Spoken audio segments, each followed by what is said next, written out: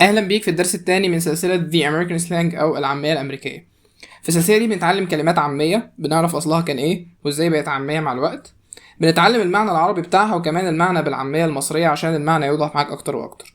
بعد كده بنتعلم ازاي بنستخدم الكلمه دي عن طريق اننا بنحطها في جمل. بعدين بتشوف فيديوهات لامريكان وهم بيستخدموا الكلمات دي، وده مهم جدا عشان بنشوف عمليا ازاي الكلمات دي بيتم استخدامها من الامريكان نفسهم، وبنمارس ونحسن مهارة الاستماع عندنا في نفس الوقت. في الدرس الأول شرحنا أول كلمتين وهما howdy ويال. الدرس ده موجود على القناة اللي حابب يسمعه، وفي الدرس ده هنكمل التلاتة الباقيين، ويلا بينا نبدأ.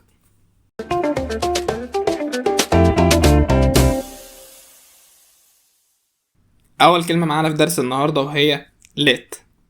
let let تمام. الأصل بتاعها هي الماضي من light. هتقولي مش light يعني ضوء، هقولك light لها معنى ايه. معنى كنون أو كاسم بمعنى ضوء، ومعنى تاني كفيرب أو كفعل بمعنى يضيء أو يشعل.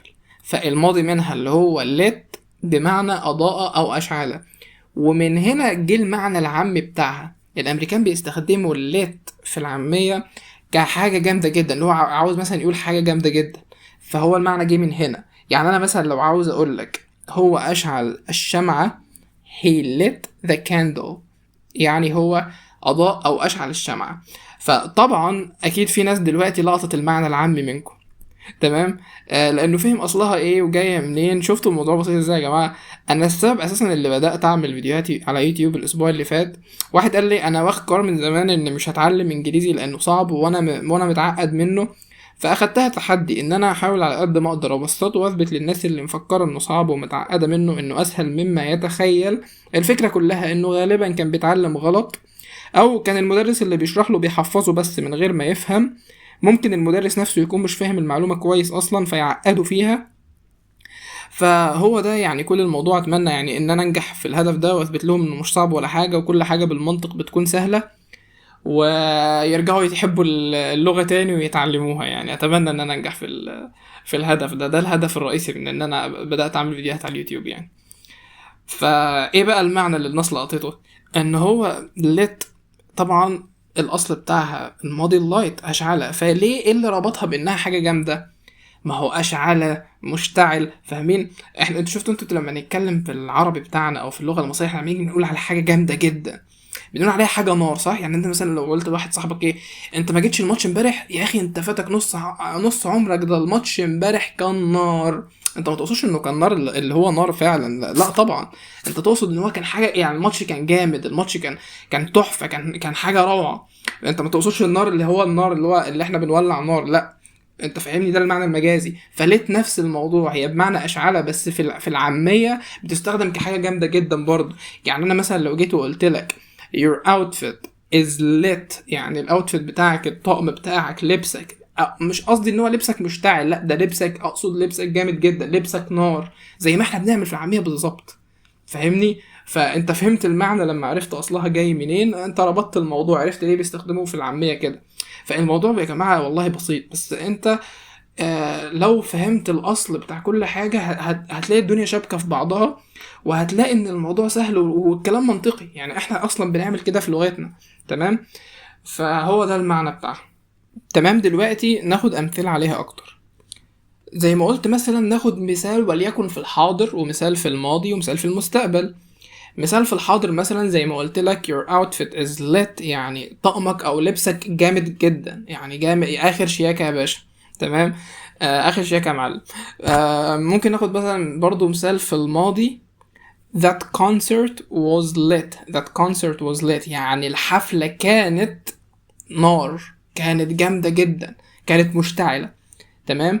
فده في الماضي لان الحفله كانت. اما احنا كده خدنا مثال على الحاضر، ان انا بكلم واحد صاحبي دلوقتي وانا واقف معاه حالا بقول له ان اللبس بتاعك جامد.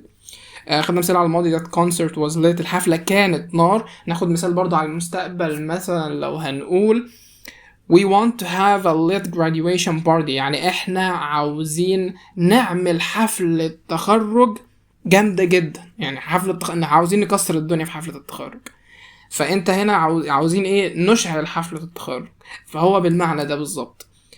دي على المستقبل طبعا، بما اننا we want to، يعني احنا لسه عاوزين نعمل حفلة تخرج، تمام. فكده احنا خدنا مثال على الماضي والمستقبل والحال والوضع الوقت الحالي. تمام. طيب دلوقتي عاوزك توقف الفيديو وتفكر في 3 جمل تستخدم فيهم let، واحدة ماضي، واحدة مستقبل، وواحدة في الوقت الحالي زي ما انا عملت، وتكتبهم في التعليقات، لان ده اولا هيثبت المعلومة في دماغك اكتر، لان انت كده مش بتتعلم بس، انت كده بتتعلم وبتطبق على اللي اتعلمته حالا، فده بيساعد في تثبيت المعلومة اكتر. وثانيا بيساعدني افهم انت فهمتها كويس ولا لا، لان انا بقرأ التعليقات طبعا وهرد عليك الجمل دي صح ولا غلط، ولو في خطأ بسيط او حاجة ما خدش بالك منه فانبهك ليه. فيا ريت ما تكسلش، ويلا بينا نشوف فيديوهات على الكلمة دي. يلا بينا. In fact, it was lit. In fact, it was lit. In fact, it was lit. Like when I was really young, it was lit. Like when I was really young, it was lit. Like when I was really young, it was lit. وتمام، بعد ما شفنا فيديوهات نعمل ملخص سريع لليت. الأصل بتاعها الماضي من لايت، وبمعنى أشعلة. المعنى في العامية حاجة جامدة جدا، أو حاجة كول، حاجة amazing، حاجة really good، يعني حاجة جيدة جدا، حاجة جامدة جدا. المثال بتاعها The movie last night was lit، يعني الفيلم امبارح كان نار، الفيلم بتاع امبارح كان جامد جدا. The movie last night was lit. ويلا بينا ندخل على الكلمة اللي بعد كده. الكلمة التانية معانا النهاردة وهي دوب. تمام. ودي معناها في الأصل مخدر، بس مع الوقت أصبحت تستخدم بمعنى حاجة رائعة أو حاجة ممتعة، حاجة مذهلة، يعني حاجة مذهلة جدا، حاجة رائعة، حاجة مذهلة. مثلا لو قلت لك مثلا your shoes are dope، يعني الحذاء أو الجزمة بتاعتك مذهلة رائعة. تمام. ازاي بقت كده بقى؟ بص، هو طبعا المخدرات بالنسبة للي بيشربها حاجة رائعة أو حاجة مذهلة يعني بالنسبة له اللي هو بيشربها، ولذلك بيدمن عليها للأسف. تمام. فلأنها بتديله كمية دوبامين في دماغه، يعني بتحسسه انه مبسوط جدا جدا كأنه في عالم تاني، فلما بينتهي مفعولها مخه طبعا بيطلب منه كمية الدوبامين الغير طبيعية دي تاني عشان يحس بنفس الشعور. ومن هنا جه المعنى.